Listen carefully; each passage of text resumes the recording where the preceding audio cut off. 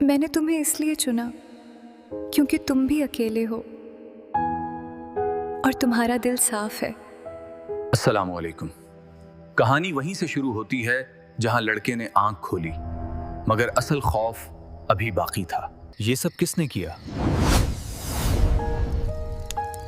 खाना किसने बनाया?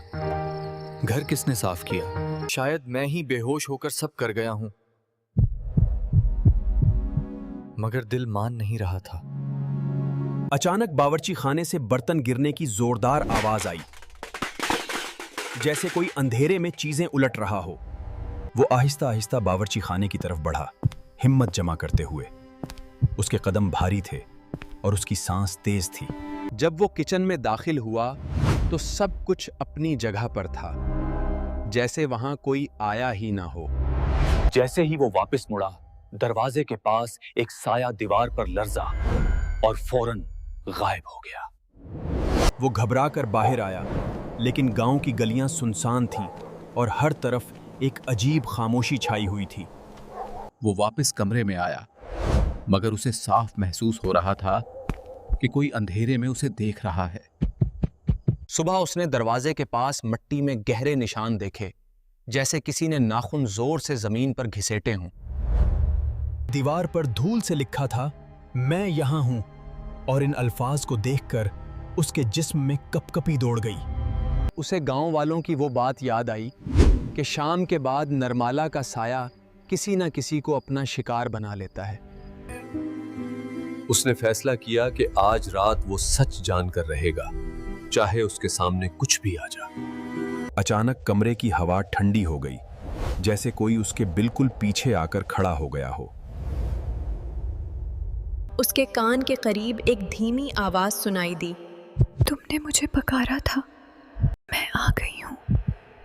उसका जिस्म सुन्न हो गया। उसे यकीन हो गया कि ये वही साया है जिसका जिक्र गांव वाले करते थे। हिम्मत करके उसने धीमी आवाज में पूछा, क्या तुम नरमाला हो? हाँ, और अब तुम अकेले नहीं हो। जब वो सुबह उठा तो वो कमरे के बीच फर्श पर लेटा हुआ था और दरवाजा खुला हुआ था। वो सुबह देर तक जमीन पर पड़ा रहा। उसे यकीन नहीं आ रहा था कि रात जो कुछ हुआ वो ख्वाब था या हकीकत। रात को जब वो तन्हा बैठा था, अचानक उसके सामने एक धुंधली सी औरत की शक्ल जाहिर हुई। वो चीखना चाहता था, मगर इस औरत की आंखों में अजीब सा दर्द और तन्हाई थी। मैं तुम्हें नुकसान पहुंचाने नहीं आई। मैं बरसों से अकेली हूँ। मेरा नाम नरमाला है। मुझे इसी गांव में धोखे से मार दिया गया था और मेरी रूह को सुकून नहीं मिला। मैंने तुम्हें इसलिए चुना क्योंकि तुम भी अकेले हो और तुम्हारा दिल साफ है। पहली बार उसे खौफ की बजाय हमदर्दी महसूस हुई, जैसे वो उसका दर्द समझ सकता था। नरमाला ने आहिस्ता से उसके हाथ को छुआ और सर्दी की एक लहर उसके जिस्म में दौड़ गई। अगर तुम मेरा साथ दो तो मैं हमेशा तुम्हारे साथ रहूंगी। वो उलझन में था। क्या वो एक रूह से मोहब्बत कर सकता है या ये उसकी तबाही की शुरुआत थी? मेरा सुकून तुम्हारे फैसले पर है।